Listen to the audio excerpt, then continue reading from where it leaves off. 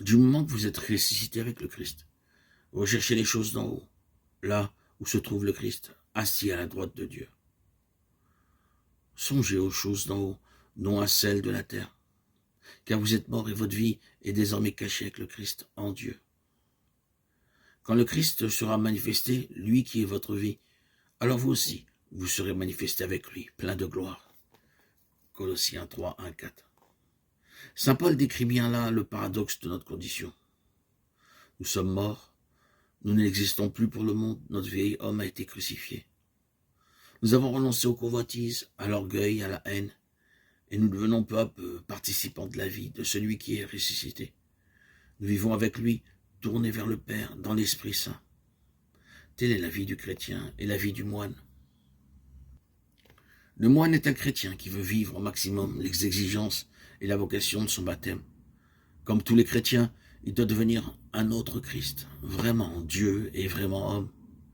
C'est l'Esprit Saint, le royaume de Dieu, qui est l'objet de notre désir.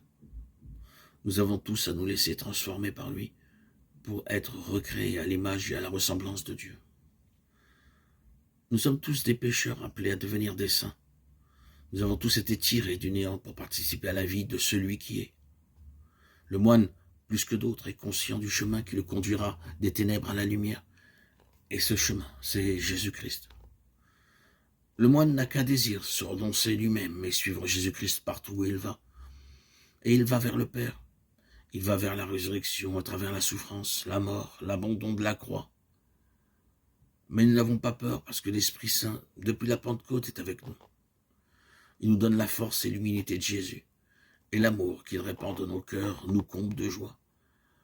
Même s'il faut parfois beaucoup souffrir et traverser toutes sortes de tribulations. Si on apprend la menuiserie, c'est pour devenir menuisier. Si tu étudies l'Évangile et que tu ne le mets pas en pratique, alors, à quoi bon? Si on apprend la menuiserie, ce n'est pas pour devenir forgeron. Si tu étudies l'Évangile, la Bible, la vie des saints, ce n'est pas pour vivre comme le monde, mais pour vivre comme le Christ. Notre Père, Saint Basile, a encore une autre image. Lorsqu'un forgeron doit faire une hache, il pense d'abord à celui qui lui en a confié l'exécution et il en garde le souvenir présent à l'esprit. Il réfléchit ensuite à la grandeur et à la forme de l'objet et exécute son travail selon la volonté de celui qui lui a commandé, car s'il perd tout cela de vue, il fera autre chose que ce qu'on lui a ordonné, ou il le fera différent. Il en est de même du chrétien, lorsqu'il oriente toute son activité, quelle qu'elle soit, vers l'accomplissement de la volonté de Dieu, vers notre but, à tout ce qui est la divinisation, tout en apportant la perfection dans ses actes. Il reste fidèle à la pensée de celui qui commande.